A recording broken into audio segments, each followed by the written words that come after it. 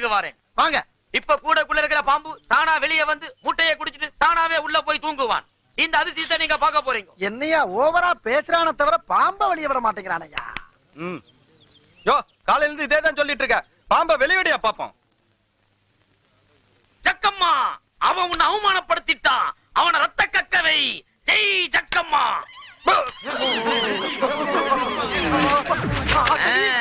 சைத்தான் கே பச்சே. இதுக்கு நீங்க யாரும் பயப்படாதீங்க. ஜக்கம்மாவை மதிக்கல. அவ கோபத்துக்கு ஆளாயிட்டான். கேள்வி கேட்டதுக்கே ரத்தம் கக்க வச்சுட்டா. நம்ம வாய் வேற சும்மா இருக்காரா சாமி.